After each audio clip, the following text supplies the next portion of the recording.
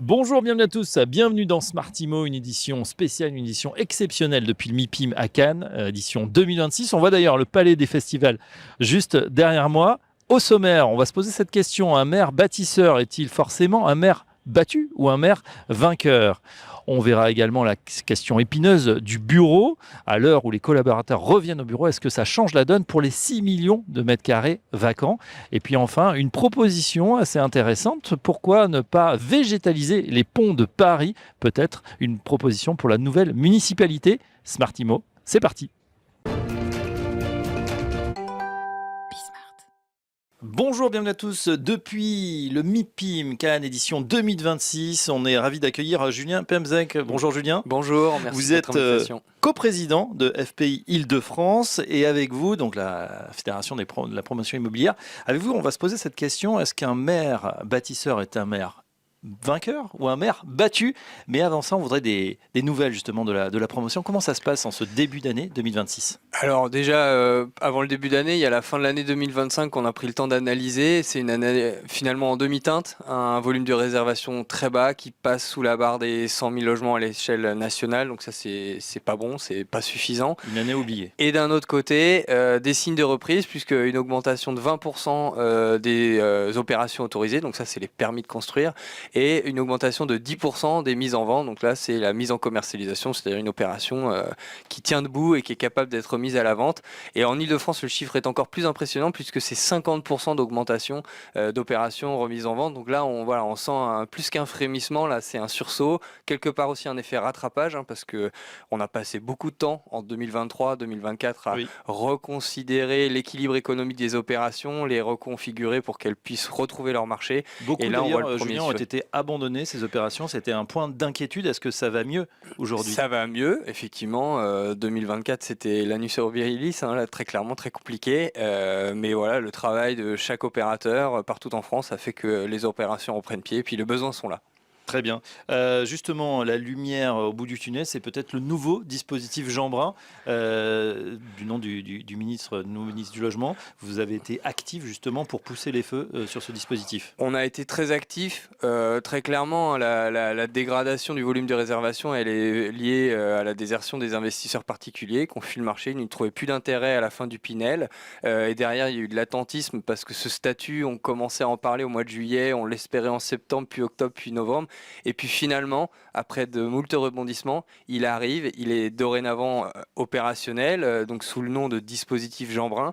Il est très puissant. Très puissant parce qu'en fait, il va pouvoir permettre d'amortir 80% de la valeur sur un taux d'amortissement de 3,5 à 5,5% selon le niveau de loyer qui sera choisi, donc soit du logement locatif intermédiaire, du logement social ou du logement très social.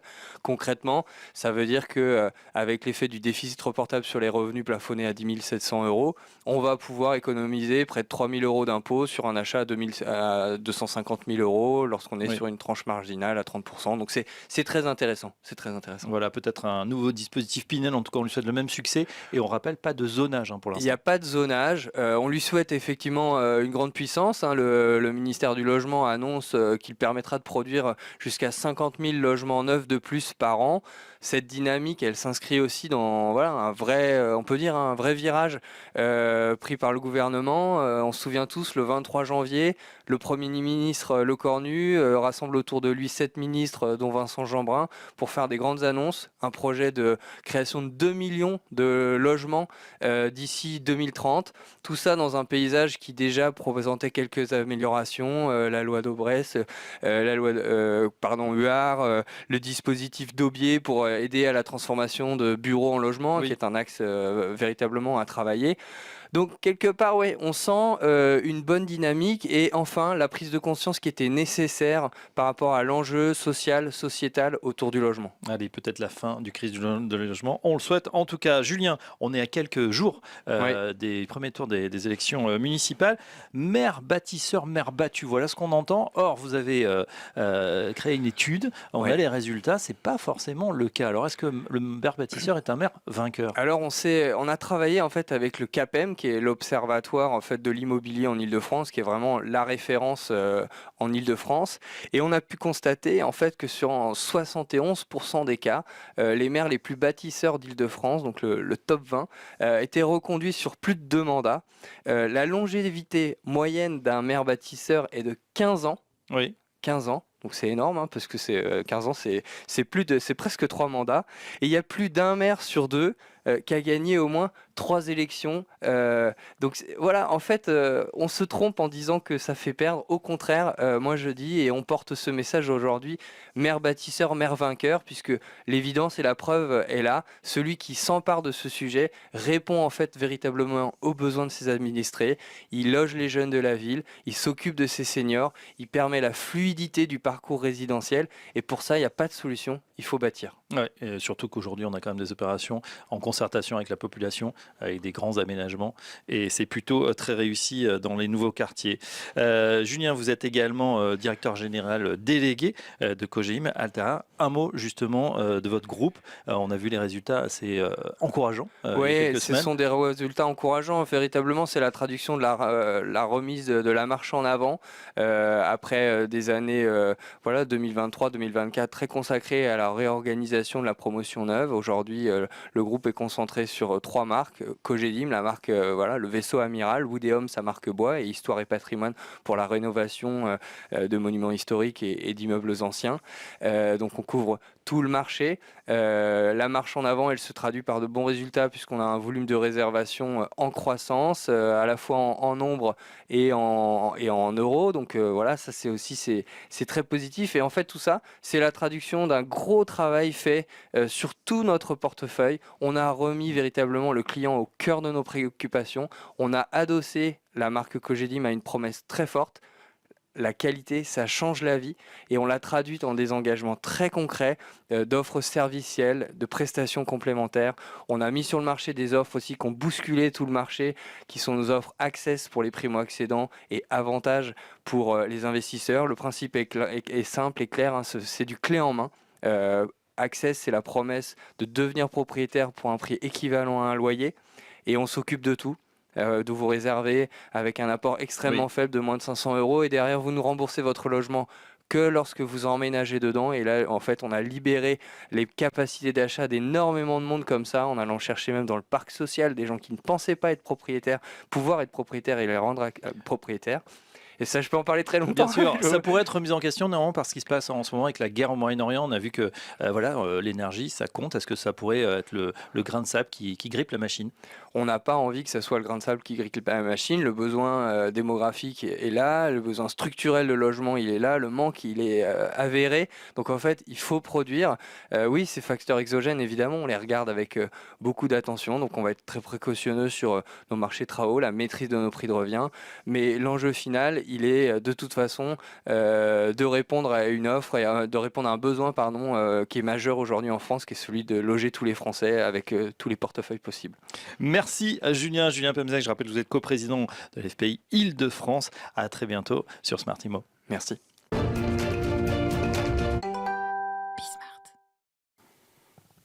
Depuis le MIPIM à Cannes édition 2026, on va parler des bureaux qui n'en finissent pas de se transformer avec un spécialiste, Frédéric Cientu. Bonjour. Bonjour.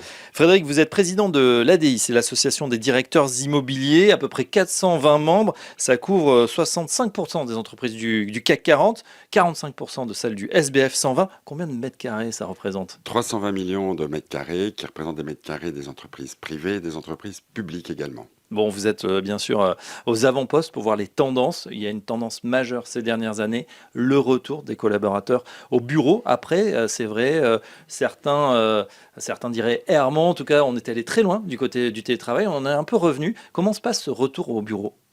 Le retour au bureau se constate aujourd'hui depuis maintenant 2-3 ans. C'est un retour de balancier parce qu'on a constaté que c'était à la fois bénéfique pour le collaborateur et pour l'entreprise. Les collaborateurs ont besoin d'échanger, ont besoin d'avoir des réflexions communes, et ça ne se fait jamais mieux Qu'en physiquement interaction. qu'en physiquement. Vous dites même, pour le collaborateur, ça peut se révéler contre-productif. On pense peut-être à l'avancement de carrière, mais c'est autre chose, c'est le lien social qui est en jeu. Et le lien, oui, c'est exactement le lien social, le besoin d'échanger avec des collaborateurs, d'être présent physiquement dans les réunions. Et pour certaines entreprises, elles se sont aperçues que plus le collaborateur était en télétravail, moins il évoluait dans l'entreprise. Parce qu'il n'était pas présent, il n'était pas visible et il n'y avait pas d'interaction. Il restait dans sa propre sphère de compétences, Ouais, donc et moins apte à évoluer. moi, tu as évolué. Alors, fin de la récréation sifflée par les grands groupes banques en priorité, c'était à la fin de l'année dernière avec 0 jour de télétravail. Aujourd'hui, on est plus entre 1,5 et 2 jours encore. Mais le plus important, c'est est-ce que ça a un impact sur la vie au bureau et même la reconfiguration au bureau, puisqu'on avait quand même eu pas mal de flex office qui s'étaient mis en place. On va revenir en arrière ou on va garder cette disposition? C'est très difficile à dire parce que c'est encore en pleine évolution. Il y aura un équilibre qui va se trouver. La plupart des grandes entreprises aujourd'hui sont à 2 jours maximum de télétravail. En réalité, on constate plutôt que le télétravail tourne autour d'une journée prise par les collaborateurs. Donc, on peut dire que c'est quand même par rapport à l'après-Covid, Oui. on peut appeler ça un retour au bureau. Après, je pense que le télétravail aujourd'hui fait partie des modes de gestion des ressources humaines, mais c'est plus de la flexibilité que les collaborateurs ont besoin. C'est pas le 9h-18h, mais c'est aussi la possibilité de pouvoir prendre une demi-journée si possible. Oui, ou d'être décalé par rapport à sa journée, parce que, je dis par exemple, vous avez un rendez-vous en centre-ville, vous allez au rendez-vous s'il est à 9h. Si vous avez un déjeuner quelque part, vous allez directement à votre déjeuner sans passer par la case bureau, ce qui est beaucoup, beaucoup plus rationnel. Oui, évidemment. On parle bien sûr de la France, vous qui connaissez bien le groupe L'Oréal et qui avez vu ce déploiement en télétravail puis retour au bureau. C'est vrai que par rapport en Asie, le télétravail c'est vu comme une punition même. En Asie, à part le Japon, hein, le télétravail est très peu pratiqué. Et effectivement, un Asiatique à qui vous dites vous faites 2 jours de télétravail par semaine, quelquefois se sent puni. Oui. L'impact sur les bureaux, est-ce que ça va changer la donne? On sait qu'il y aurait à peu près 6 millions de mètres carrés vacants, notamment en Île-de-France. Justement, ce retour au bureau, est-ce que ça peut combler ou est-ce qu'on est véritablement dans un nouveau cycle? Non, je pense qu'on est véritablement dans un nouveau cycle. Je pense que quelle que soit l'évolution du télétravail, il n'y aura pas de consommation de mètres carrés supplémentaires parce que, pour différentes raisons, déjà, on s'aperçoit que toutes les entreprises n'ont pas encore été au bout des réaménagements. Hein, donc, qui dit réaménagement dit dit moins de mètres carrés. Oui. Et en plus, on s'aperçoit que les entreprises ont en général 0,7%, 0,7% de flex office. Hein. Et ces 7 postes de travail pour 10, aujourd'hui, sont encore très larges. Et il y a des marges de manœuvre. Et on s'aperçoit que dans beaucoup d'entreprises, même s'il y a une croissance des effectifs, il n'y a pas de mètres carrés supplémentaires qui sont pris. Et le réceptacle actuel est bon. Et beaucoup d'entreprises, notamment des plus petites, n'ont pas encore fait cette démarche. Donc il y a un vrai réservoir. Quand vous dites pas encore fait cette démarche, ça veut dire qu'il y a encore le bureau à l'ancienne, fermé, qui consomme du mètre carré et en plus souvent vide. Fermé ou des open space, je dirais, à l'ancienne, avec des postes affectés. D'accord. Comment vous voyez justement les perspectives pour vous qui êtes à la tête de l'ADI, des directeurs immobiliers? Là, ils sont plutôt confiants sur cette année 2026 et les suivantes? Confiant à quel point de vue? Au niveau justement de l'évolution de leur mètre carré, des bureaux, des transformations qu'il peut y avoir dans leurs espaces? Pour un utilisateur aujourd'hui, le marché actuel est quand même assez favorable dans le cadre de renégociation de baux. Donc, toute l'économie on peut trouver dans le cadre de la renégociation des baux et ou des diminutions de surface permettent de réinjecter dans les aménagements des sommes pour les rendre plus attractifs et ou pour déménager. Oui, en tout cas, voilà, l'idée c'est de favoriser aussi le retour au bureau d'une manière proactive, avec un vrai plaisir même d'aller dans des bureaux qu'on qualifie parfois de bureaux 5 étoiles, parce que maintenant il y a de plus en plus de services. Oui, le service fait partie justement des grandes évolutions de ces dernières années. À mon avis, va continuer. Très bien, ben voilà pour le point sur ces bureaux en pleine transformation. Merci Frédéric Ciintu. Merci Je rappelle beaucoup. que vous êtes président de l'Association des directeurs immobiliers. À très bientôt sur Smart Immo. Au revoir. Depuis le MIPIM édition 2026 à Cannes, on est ravi d'accueillir Christelle Zordan. Bonjour Christelle. Bonjour Fabrice. Vous êtes directrice générale de la société de la Tour Eiffel, et avec vous, on va voir comment on peut réinventer l'immobilier et notamment les bureaux. Vous les connaissez bien, la société de la Tour Eiffel.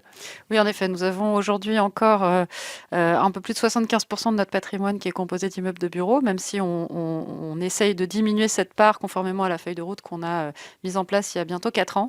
Donc on essaye de diminuer cette part à environ 2/3 du patrimoine pour nous diversifier vers d'autres classes d'actifs et pour nous permettre de diversifier également l'exposition et le risque qui va avec dans notre portefeuille.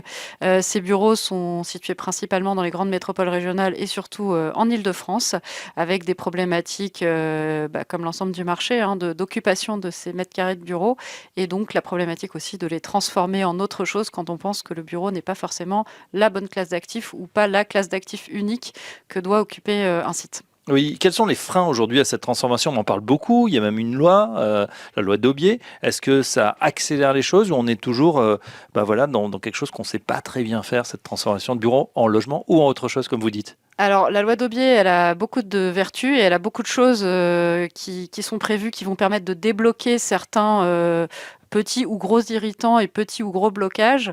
Par exemple? Par exemple, sur le sujet des recours, ça va permettre d'aller un petit peu plus vite. On va gagner des mois et malgré tout, quelques mois, c'est beaucoup d'argent parfois. Mais le vrai sujet, il se situe au niveau des autorisations administratives. C'est-à-dire qu'aujourd'hui, on est confronté quand même à beaucoup de villes pour lesquelles les élus ne souhaitent pas voir de transformation. Certains sont encore dans le déni de ce que les bureaux n'ont plus d'avenir, en tout cas dans certaines localisations.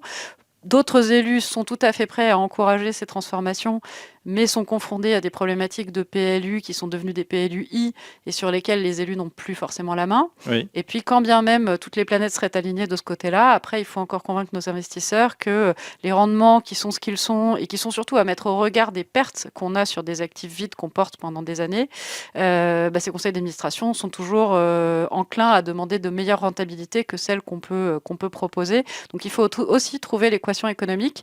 Là-dessus, on fait beaucoup de progrès. Les architectes sont devenus beaucoup plus créatifs qu'il y a encore quelques années. Ils ont appris, et toute la chaîne de valeur a appris à travailler des immeubles existants, là où avant la grande tentation, et qui était aussi facteur de simplicité, et puis qui économiquement se justifiait, c'était de démolir pour reconstruire. Aujourd'hui, on a appris, et on est tous, notamment aussi pour des problématiques ESG, dans une démarche de transformation. Mais il faut trouver la bonne équation économique. Et encore une fois, celle-ci est également parfois un peu obérée par le temps d'action, notamment politique, qui est souvent très très long. Justement, quand on parle des travaux, il y a peut-être aussi un modèle à repenser. Oui, en effet, effectivement, aujourd'hui, il y a beaucoup d'initiatives qui sont lancées. Il y en a eu une, notamment lancée par Paris La Défense et Arcadis, c'est la chaire de l'immobilier de l'ESSEC, qui est de repenser la façon dont les contrats avec toute la chaîne d'intervenants sur une restructuration d'immeubles, que ce soit les architectes, que ce soit les maîtrises d'œuvre, que ce soit les économistes, que ce soit un peu tous les intervenants. L'idée est d'avoir un contrat dans lequel il y a une forme d'incentive à dépenser moins, là où aujourd'hui la rémunération est calculée sur le montant dépensé. Donc finalement, ça pourrait être un modèle vertueux, alors qu'il faudra tester évidemment pour voir s'il est si vertueux que ça, mais je pense qu'aujourd'hui on est vraiment dans un moment, comme souvent dans les crises, où il faut qu'on apprenne à penser, comme disent les Anglais, out of the box, en tout cas à penser différemment et à se dire qu'on va travailler différemment, et qu'en réinventant la façon dont on fait notre métier, on va peut-être réussir à créer de la valeur plus rapidement et plus facilement, encore que rien n'est facile aujourd'hui. Oui, penser out of the box, en dehors de la boîte des sentiers battus. Sortir des sentiers battus, c'est aussi peut-être penser à d'autres usages. Donc bien sûr, ces bureaux, ça peut devenir des logements, ça peut devenir, pourquoi pas, des data centers, non pas, ça peut devenir aussi des centres de stockage, à condition aussi d'avoir les bonnes compétences. Est-ce qu'on a les asset managers, eux aussi, leur travail a changé? Alors bien sûr, aujourd'hui, l'asset management est vraiment au cœur de nos métiers. Avant, la fonction star, c'était la fonction investissement. Aujourd'hui, c'est vrai que, alors ça reste évidemment primordial hein, dans beaucoup d'entreprises d'acheter correctement, de vendre correctement, mais on se rend compte que le marché est un peu moins aidant. La compression de taux qui parfois se faisait en quelques mois, voire quelques semaines, et qui permettait de gagner de l'argent très vite, c'est un peu terminé. Donc l'asset manager retrouve toute sa valeur. Et effectivement, dans un marché qui a longtemps été monoclasse d'actifs, il faut qu'on apprenne, tous collectivement, et nos asset managers en particulier, à être capable d'intervenir sur toutes les classes d'actifs et à avoir des compétences sur l'ensemble des classes d'actifs. Alors ces compétences peuvent aussi être partagées, hein. Vous pouvez avoir dans des équipes des gens qui ont fait un peu de retail, des gens qui ont fait un peu de bureau, des gens qui ont fait un peu de logistique et qui se forment un peu les uns les autres. Et puis après, c'est aussi une question d'ouverture d'esprit et puis de réflexe. En fait, une fois qu'on a travaillé sur 2 classes d'actifs, en général, on a cette appétence et cette ouverture pour aller comprendre le mieux possible les autres classes d'actifs. Donc effectivement, il faut penser un peu autrement. Et c'est toute l'industrie finalement, je pense, qui est en train d'apprendre en marchant à se réinventer. Pour certains, beaucoup, pour d'autres, un peu moins, parce qu'il y a peut-être moins de besoins. Mais effectivement, je pense qu'aujourd'hui, on vit un moment et qui, en ça, si on veut être positif, est un moment extrêmement intéressant où on doit tous réinventer un peu la façon dont on travaille nos immeubles. Et oui, dans chaque crise, il y a des opportunités aussi de travailler différemment. Justement, si on se projette sur 2026 et un peu au-delà, voilà, on espère toujours que ça sera la bonne, qu'on va redémarrer, mais c'est vrai qu'on oublie souvent que l'immobilier, c'est du temps long. Exactement, c'est du temps long. Alors, il ne faut pas oublier ses objectifs. Il faut apprendre à s'adapter. Et je pense que là-dessus, l'ensemble des professionnels de l'immobilier est quand même composé de gens très compétents et surtout très adaptables. Et comme beaucoup de métiers, on doit s'adapter à notre environnement, on doit apprendre à travailler, encore une fois, différemment. L'idée étant de ne pas perdre de vue nos objectifs à chacun, hein, on n'a pas tous les mêmes. Et puis l'objectif final qui est évidemment de créer de la valeur pour ceux qui nous ont confié leur argent. Merci Christelle Zordan. Je rappelle que vous êtes directrice générale de la Société de la Tour Eiffel et à très bientôt dans Smart Imo. Merci. Depuis le MIPIM à Cannes édition 2026, on est ravi d'accueillir Hugo Meunier. Bonjour Hugo. Bonjour, merci pour l'invitation. Vous êtes le cofondateur de Merci Raymond, une agence de jardinage urbain. Et avec vous, on va voir votre initiative de proposer des ponts végétalisés en pleine campagne des municipales qui fait rage, notamment à Paris. Mais tout d'abord, un petit mot de Merci Raymond. Raymond, c'était votre grand-père. Expliquez-nous. Alors Raymond était mon grand-père dans le Tarn-et-Garonne, Oui. dans le sud-ouest de la France. Et c'est lui qui m'a donné cette passion pour la nature et la campagne que j'ai menée comme mission de ramener dans la ville et dans le milieu urbain. Oui, alors justement, on en manque cruellement. C'est vrai que souvent, on a des grands espaces très minéraux. C'est le cas des ponts à Paris. Vous avez, je le disais, lancé cette initiative, ce projet, hein, qui n'est pas une commande, mais en tout cas, vous allez redessiner complètement les ponts parisiens. Il y en a 37 intramuros, avec des ponts emblématiques qu'on voit parés de fleurs, d'arbres. De quoi elle part, cette proposition ? Alors nous, Merci Raymond, notre objectif c'est de revégétaliser la ville et de faire en sorte qu'il y ait plus d'espaces de nature en milieu urbain pour mieux accepter la densité, pour aussi mieux vivre dans la ville. On s'est rendu compte qu'en effet Paris est une des villes les plus denses au monde et donc il fallait trouver de nouveaux espaces pour végétaliser et on s'est dit pourquoi pas penser les ponts. Et c'est un peu un impensé on va dire de cette ville.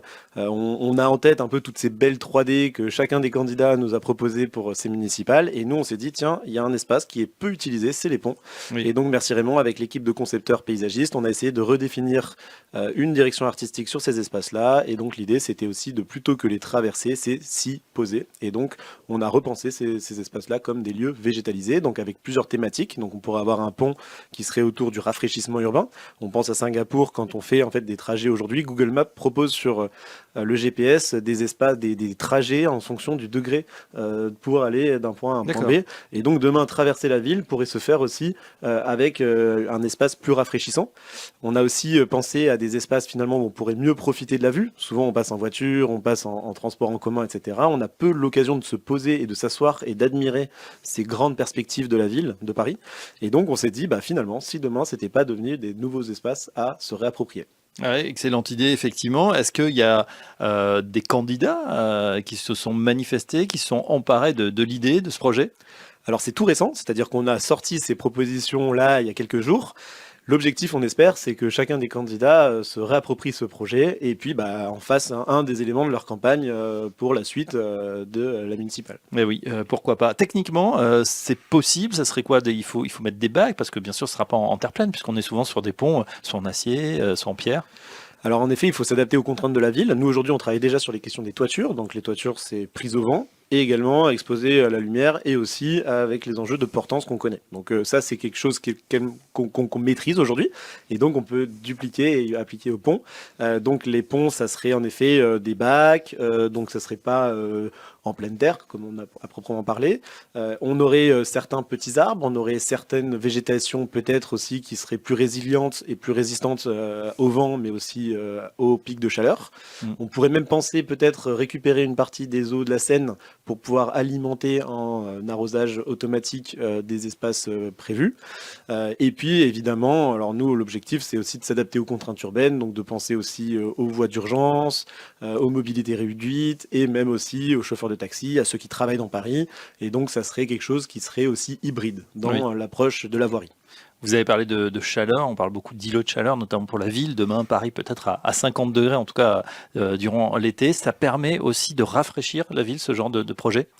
Concrètement, ça permettrait de baisser de 2 à 4 degrés les espaces sur lesquels on pourrait végétaliser. Donc on a le rafraîchissement à travers aussi l'évapotranspiration, mais aussi à travers l'ombrière. Donc on pourrait aussi créer soit des ombrières avec des structures bois, même avec des arbres. Voilà. Oui. C'est en effet dans ces objectifs-là que ces ponts-là serviraient. En tout cas, c'est une proposition, fruit de votre imagination, peut-être une réalité demain, on verra, suivant la prochaine mandature. En revanche, vous êtes connu pour avoir déjà travaillé, par exemple, à La Villette.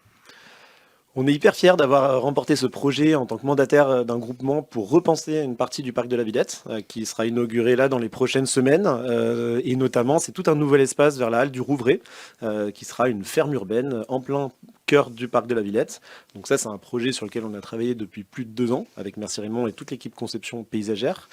On a aussi travaillé sur des beaux sites assez prestigieux. Aujourd'hui, on travaille sur les Champs-Élysées avec SFL et Archibuild comme architecte, où on a travaillé sur tout un cœur d'îlot dans un des plus grands espaces en fait des Champs-Élysées, espace vert. Donc, on a été sollicité par la foncière SFL et qui nous a permis finalement de réfléchir à comment créer un îlot de biodiversité en plein cœur de ce quartier qui est assez minéralisé. Au milieu des bureaux, au milieu des logements. Au milieu des bureaux, essentiellement, effectivement. Et puis, il y a aussi du côté du Bon Marché. Je crois que vous travaillez, mais ça, malheureusement, c'est pas accessible. C'est pas accessible en effet, ou alors il faut avoir une carte premium des clients du Bon Marché, mais en effet on a la chance de travailler sur des toitures, et une des toitures ça a été celle du Bon Marché qui est un site remarquable, et on a la chance quand même d'être à Paris dans une des plus belles villes du monde, et donc quand on est sur ces toits haussmanniens et qu'il y a certains toits qui sont accessibles comme le toit du Bon Marché avec un toit plat, c'est super de pouvoir le végétaliser et ensuite y avoir accès. Voilà, la ville en pleine transformation et avec un peu plus de verdure. Et c'est tant mieux. Je dis pas merci Raymond, mais je dis merci Hugo. Hugo Meunier, donc le patron de Merci Raymond, l'agence de jardinage urbain. À très bientôt sur Smartimo. Merci.